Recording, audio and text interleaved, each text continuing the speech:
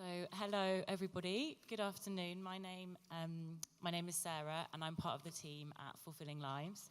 And I'm really pleased to be facilitating this panel today.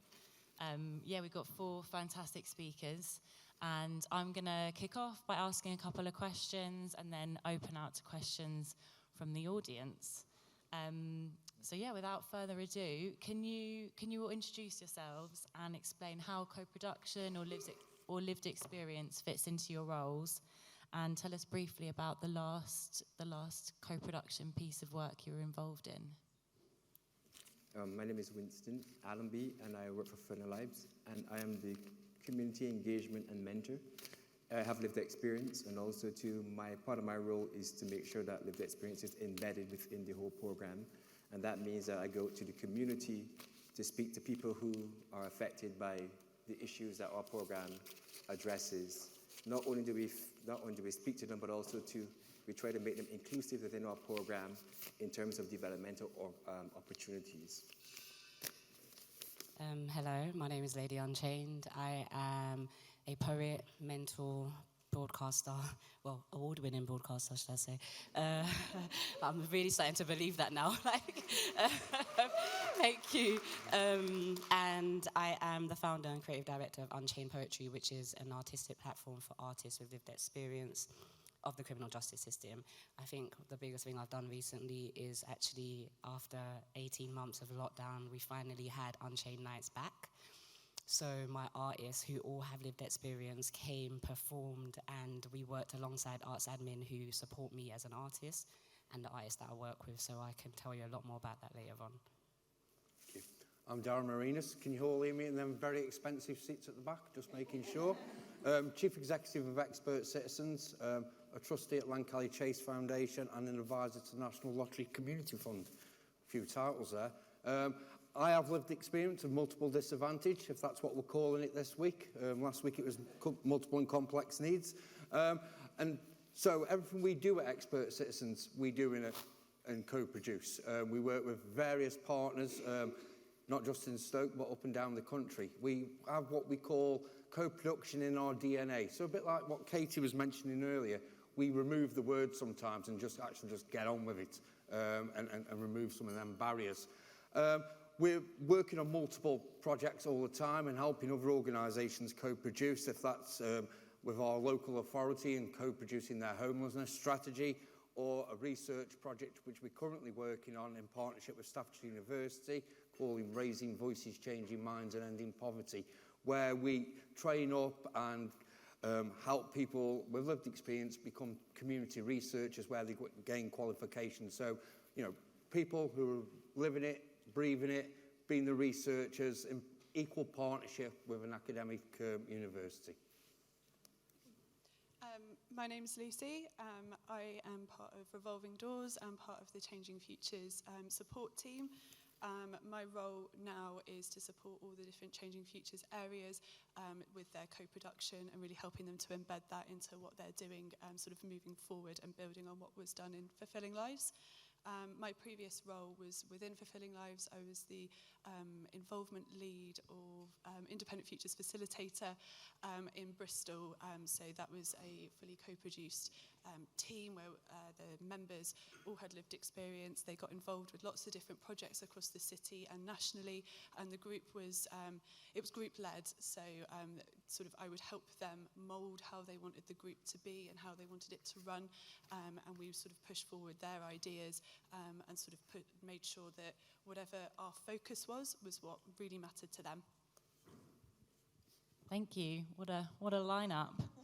And I don't know who might want to jump in first, but what do we do to move people with lived experience deeper into decision-making roles?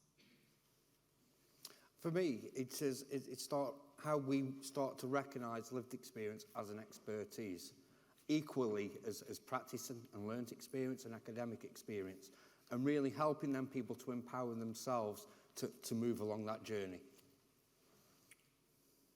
I think for me, it's in terms of education also too, for people with lived experience. You find that you are quite limited to level 3 qualifications, and I think it's time for us now to have some level 6 apprenticeships because we have the skills, we have the knowledge, and very often people tend to forget that people who live that experience, we had a life before our disadvantage, so we can still think, and we can still analyze, and we can still create. So I think it's time now to change the whole structure of the education that is provided for people who live that experience. It's time now, if you're talking about workforce development and leadership, you need to provide proper leadership qualifications and begin to test and learn in this area.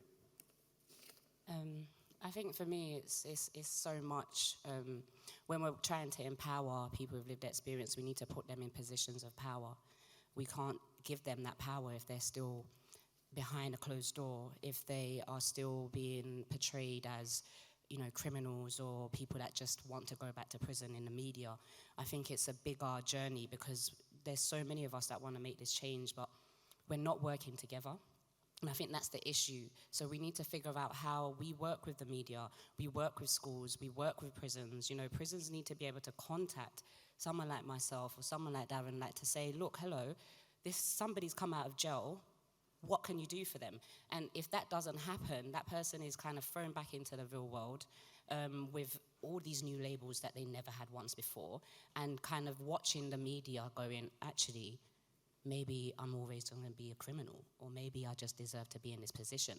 So for me, it's making sure that we make them more visible, make them more relatable. I think a lot of people forget that every single one of us is one step away from committing a crime. Honestly, you can go outside right now and somebody can knock into you and you might be like, oh, sorry, and that person might still want to fight you. And what would you do? What are you going to do if they start fighting you? You're not going to try to defend yourself. If you don't know that there's laws and certain ways in regards to self-defense, kind of falls into a very weird category. So we're all one step away from that. So we need to make it more relatable to people that don't have that experience, people that don't even want to even know about it. You need to make it relatable to them so that they can actually look at people with those experiences in a different light.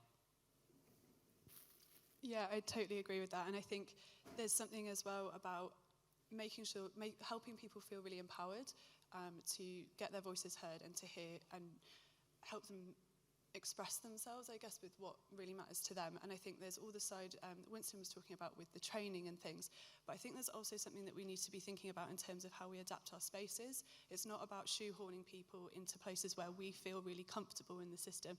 It's about supporting people to feel comfortable in different spaces. So, you know, not just saying a board meeting, this is your space and that's it, but really, you know, thinking about the power dynamics. Again, what Katie was talking about, you can't do co-production without addressing the power.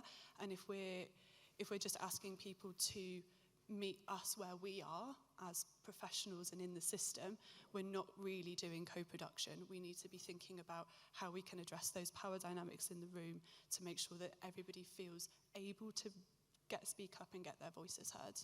I think also to add to that is about also to really find out what professionalism is. So maybe you have a discussion to co-produce what is professional, especially in our sector. So if we keep giving people standards without skills, we're giving them high expectation and low support, so they're never going to be able to meet the expectation that organizations and managers and society as a whole have for them. So we need to have high expectation and high support. Thanks, everybody. And just to pick up on that point, actually, about power, what's been your experience, or how can you start to rebalance some of those power dynamics in, you know, if you're trying to, bringing people with lived experience into a space and bringing people with lived and learned experience together? What practical steps can you kind of take to address that?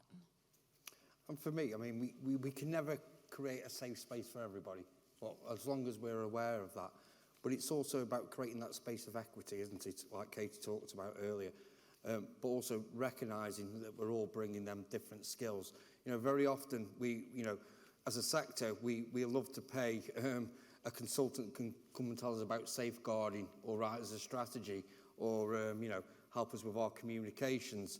But when it comes to lived experience, often we think it's for free, or give someone a slice of pizza and 20 quid voucher from Tesco's.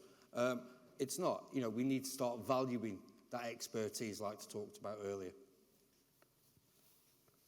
Yeah, I think kind of building on that point as well, perhaps is one of the things I always think about when we're talking about bringing people in with lived experience is that it just doesn't make sense to design services without speaking to the people that need to use them. Like, I know what I know, but I don't know what you know, and I need to know what you know if I'm going to make it work, if that makes sense. So it's about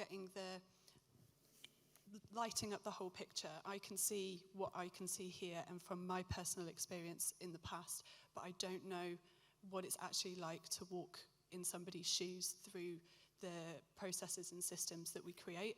And it's something, that's where we need to be humble.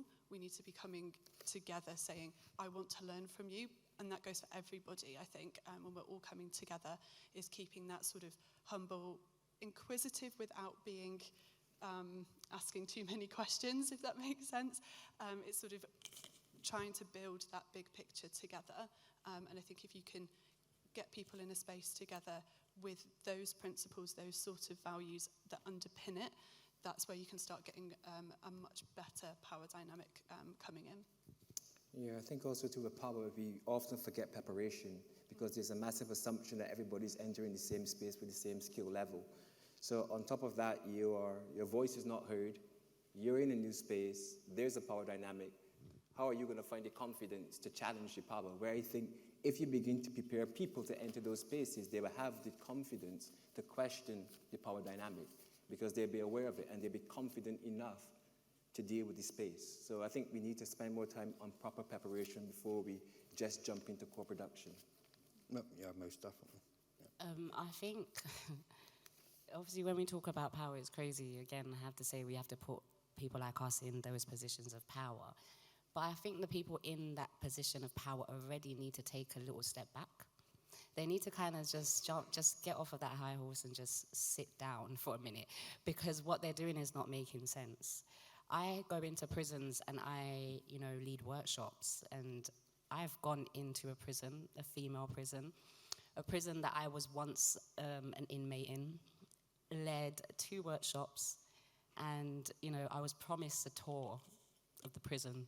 I was like, yes, let's go back and see my old wing and landing. So when an officer approached me and asked me why I wasn't on the landing, why I wasn't back in my cell, I really looked at him like, are you my tour guide?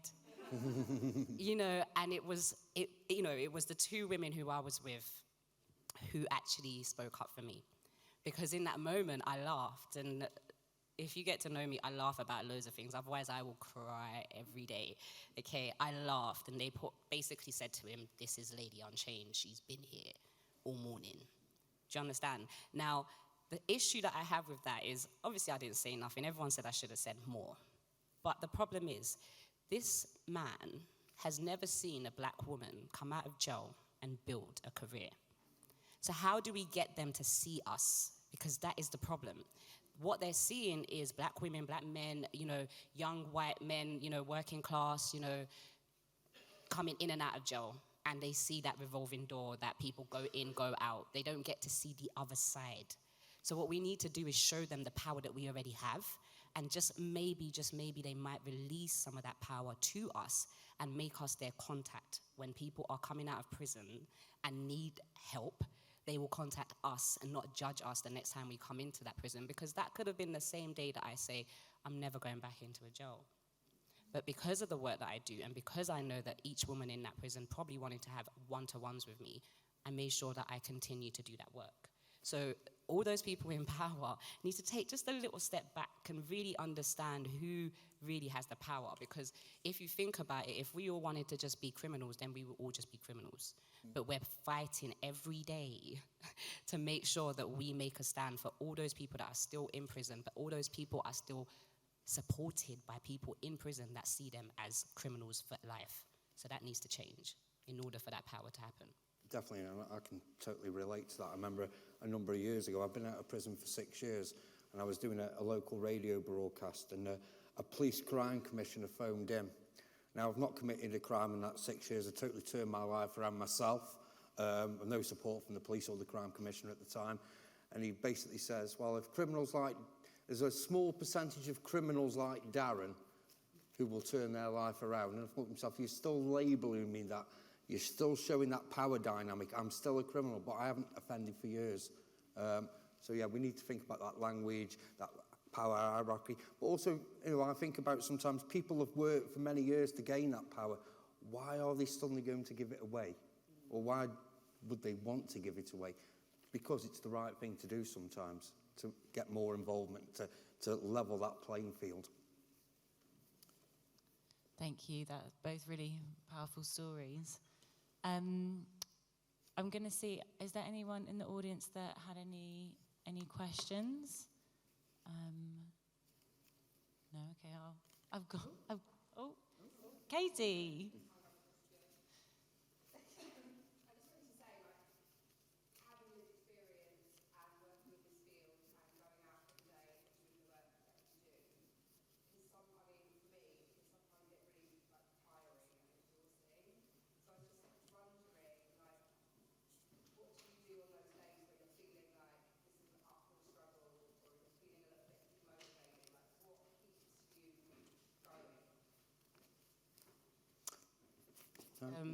For me, writing.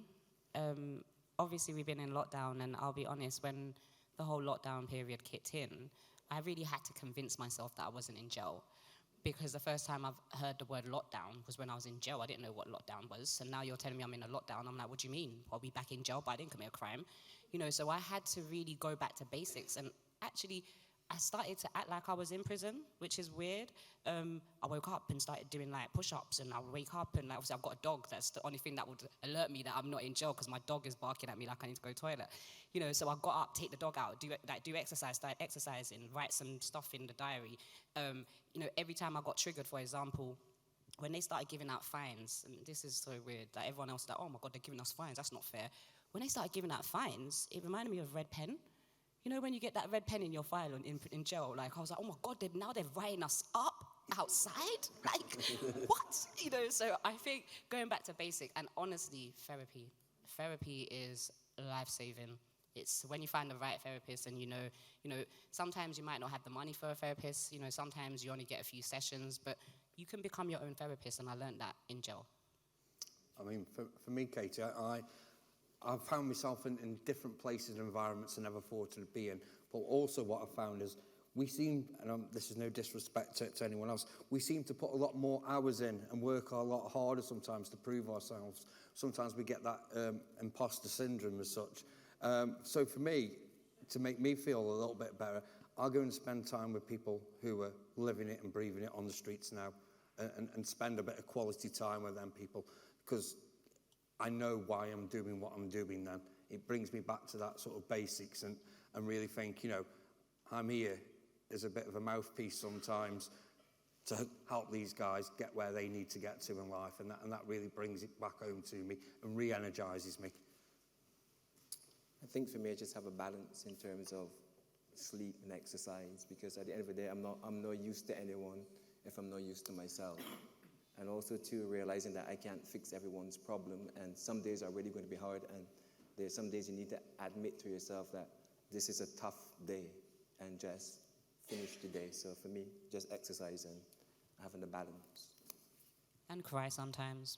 Yeah. Crying is healthy. Just cry. We like a good cry in our group. Lay it out, man. I cry of basic stuff like watching normal TV. I've been crying over Big Bang Theory. I'm like, why are you crying? It just needs to happen, So cry, man. Just don't be scared. I know, Katie, you said about having lived experience and how you keep going through that. I don't have lived experience, but I still find it difficult from time to time to keep that motivation up. And I think one of the things is just seeing what happens when you don't co-produce. One of the things that kind of, I guess, the first role that I had that really switched me on to what this thing called co-production and why it's so important was working in a shelter that had not been co-produced at all. And I can tell you, spending 12 hours there with people who are living it in a shelter that has not been co-produced will make you know how important co-production is. And I think speaking to people about what's going on for them, really listening to them and having that empathy to think, I mean, I've never been there, but it's hard enough for me to hear it. I can't even imagine what it would be like to go through it. So I can't stop. I can't stop doing the co-production bit, because if I stop, we're going to do it wrong. When I don't know how to fix it, I don't know how to make those services better. So I can't do it without speaking to people. And I think it's kind of making sure that I keep that at the forefront of what I do rather than at the back of my head is what keeps the motivation up to keep talking to people and keep learning from them. Yeah, that's brilliant. Thank you. Yes. Here's a question for Lady Unchained. When you went back to the prisons to speak to the prisoners, did the governor, did they ever get involved? Did they invite you to a management meeting so you could speak to the other officers to show the value of your work? Did any feedback ever come back to you?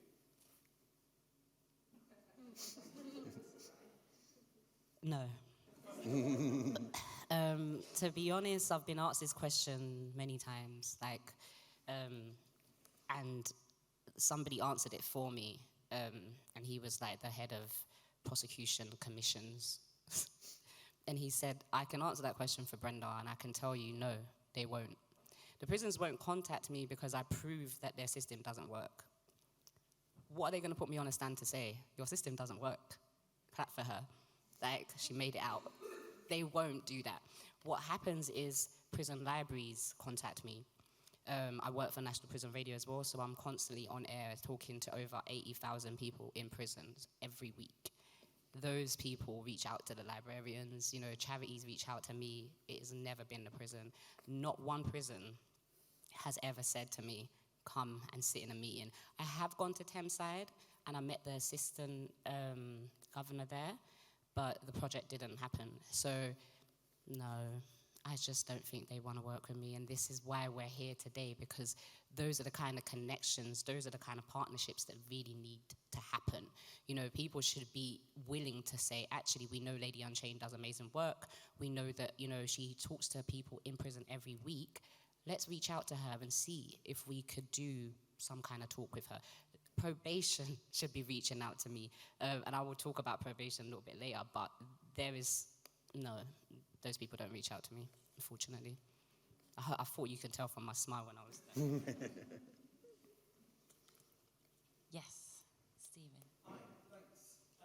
My question is really about the sort of the impetus for co-production, and I guess about the practicalities of getting it done. Now, I'm a researcher, I'm not a practitioner, but I've been around the block a few times, and quite a lot of conversations that I tend to have with practitioners or frontline workers are very open to the idea of co-production, to the idea of producing services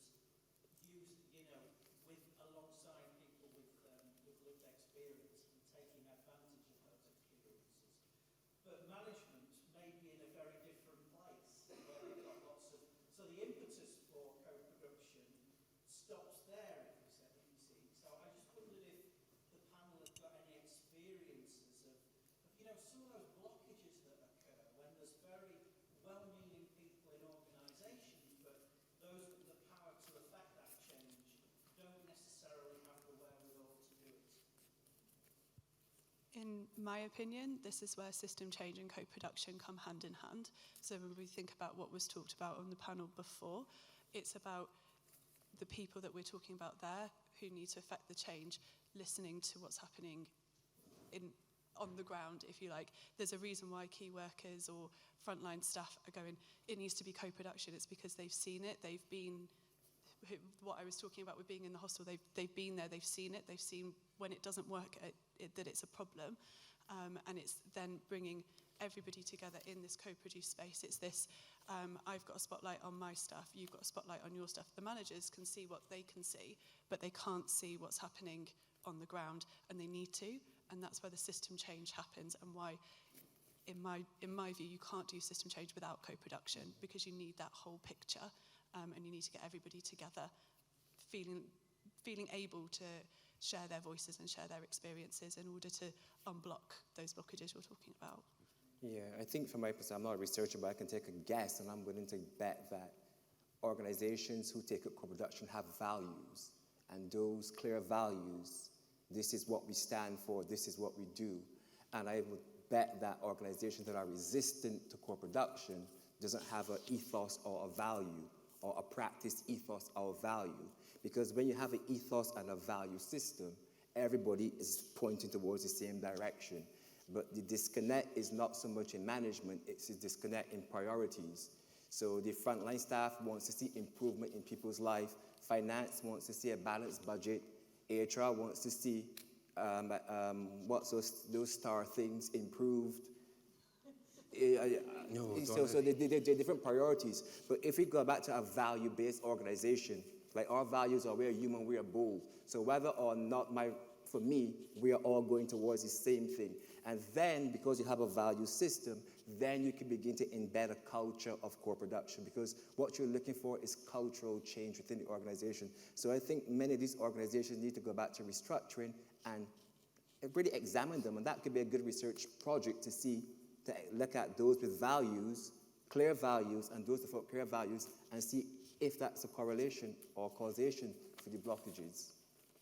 Yeah, and for me, we understand the difficulties and the constraints and the barriers which are in place for frontline workers, managers and commissioners. So everything we try and do, we try to do through appreciative inquiry approach. We recognise that, but actually we take co-production to them because we understand sometimes they're not even allowed from behind the desks. But we also believe that people join them services and join them jobs because they really did want to help and support people. And it's just the system, unfortunately, which is broken and dismantled sometimes, which has put them constraints and barriers upon them. So we try to go into their place and help them as much as possible to do that.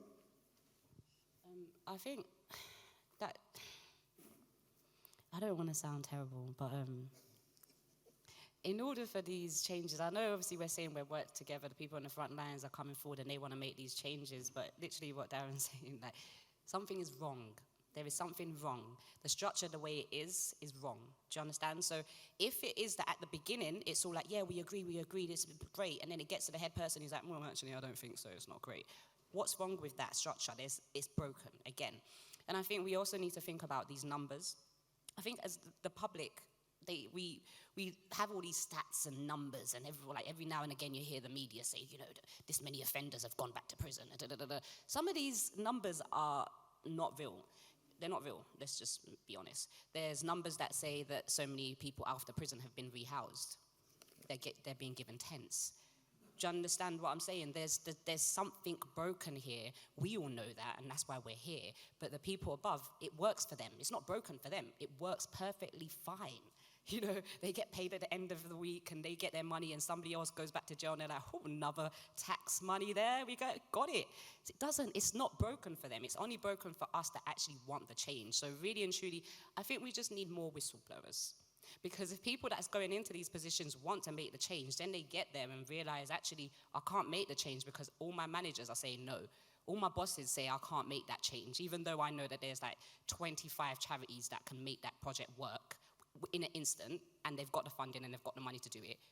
We know we can do it. If my bosses ain't gonna allow it, you're either gonna quit or you're just gonna, just say, you know what, this is not working, and actually I don't ever want to work in that position. I've met people that worked in the prison system that didn't know I had been to jail, and basically the whole topic was, what do you want to do with your life? And I said, I want to go back into jail, and I want to work with inmates, and she wouldn't have known that I'd been to jail. I was so passionate about what I was saying, she just must have thought this girl's really crazy. And she turned around and said to me, why? Why do you want to do that? And I said, because I want to help people. And I was confused now, because I'm like, why do I want to do this? And she said, those people don't want change. Those people, they don't want help. Those people cannot be helped. And I said, how? Why do you say that? I worked in a prison and those people don't want help. And I said, did you talk to them like that? Because if you spoke to me like this, I wouldn't want your help either, and people forget that, we're human beings, we feel energy, we see, if you see somebody from think about if you're walking in the middle of the night and it's late, you see somebody with you're told they're hoodied up, they're gonna, you cross the road. Like, I cross the road for old people. I'm not going to lie, I cross it because I don't know what day that old person's going through. You know, I cross the road for them because they've got their own issues too. So you have to be careful with what you're doing because, unfortunately, let's be honest. As humans, we all have our own issues. When you're younger, you're apparently too violent. When you're in your 20s, you're broken. And when you're in your 30s, you can just about fix your life. And then you get to like your 50s and you're like, oh, you're not even a person no more. Like, what is that? Do you understand? We live in a very judgmental world, and that's where our issues are right now. The research is great, but who are we speaking to? Is it just a case study that we're reading? Who is behind that case study? I'm Brenda. I'm Lady Unchained. I don't feel like anyone needs to read anything about me. They can come and talk to me, and they will understand my story, but we're not doing that. Do you understand? So I think, yeah, the system is broken for us, but for the people above, perfectly fine. Thank you. Yeah, have a round of applause. Has anybody else got any other questions? Anything else? No? Cool, all right, well, I'll jump in with another one then.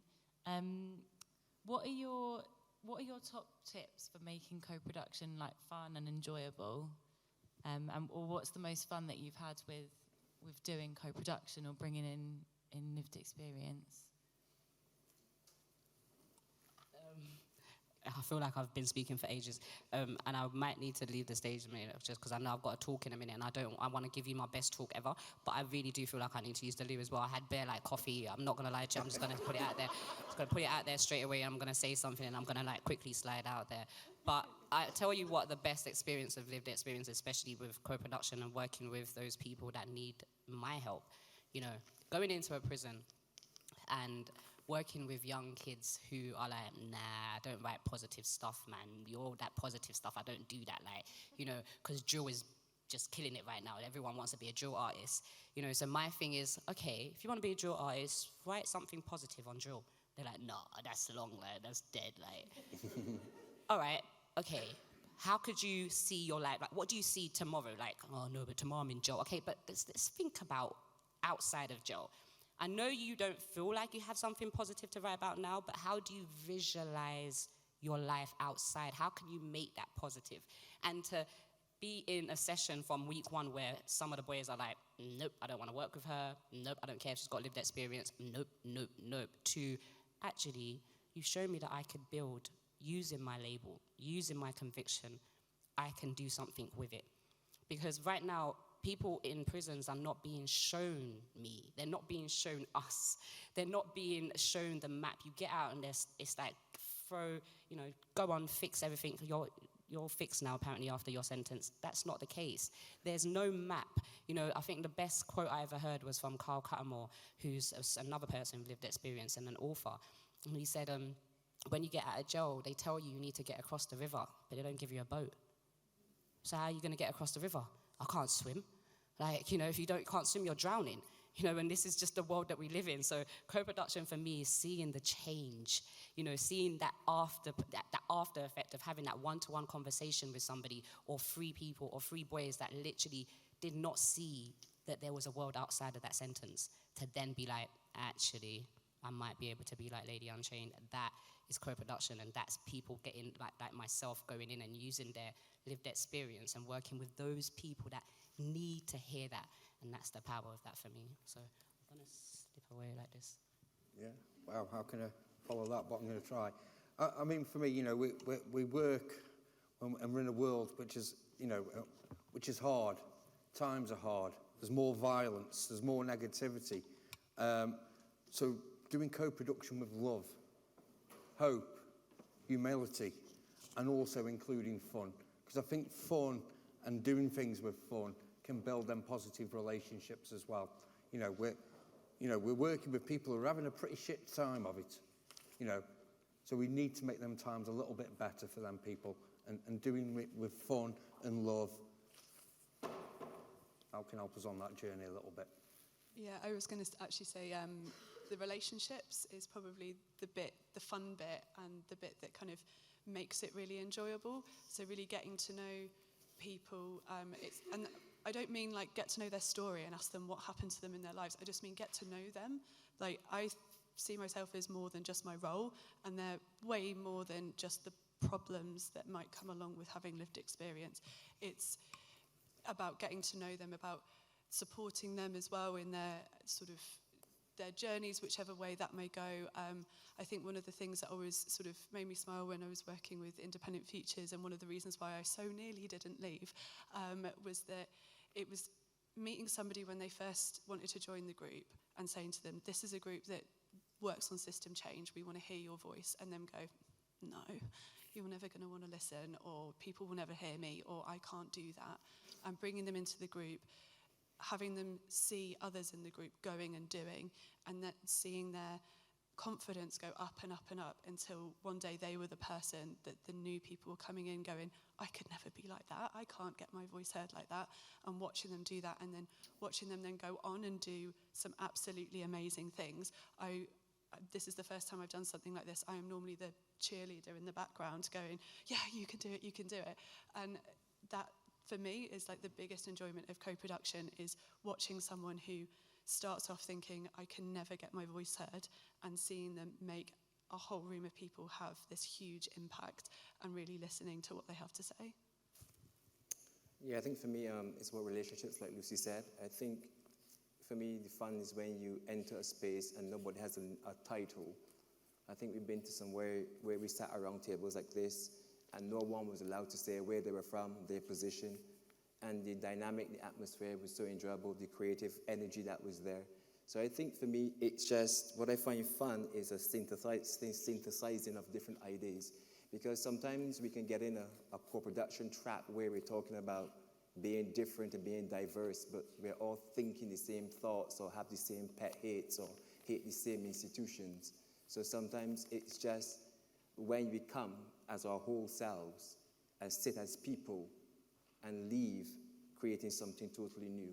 For me, I think evidence of genuine co-production is where you produce something that you must create a new role after that experience. Because if not, you're just going to be adding on something to my role or to his role.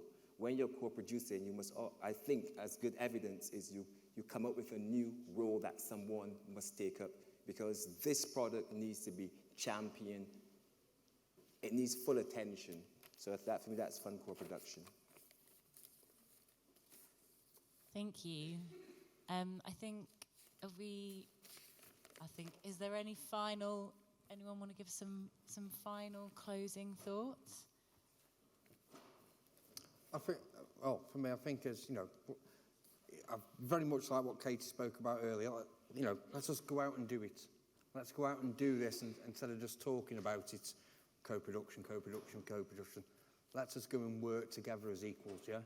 And have that fun and watch the love spread and build them positive relationships. That's the perfect note to end on. Thank you so much. Go on, Winston. So I was just going to say that for good co-production, we need to have honesty and integrity. We need to realize when we cannot no longer co-produce. I have lived the experience. There's no way that I can co-produce anything to do with services. And we need to maintain that personal honesty and integrity to know, well, as much as I love co-production, I am not allowed to co-produce this product because it's not affecting me in that sense. So I think we need to always be reflective and have genuine honesty and integrity to make co-production work. Thank you. Everyone give a round of applause for our wonderful panel.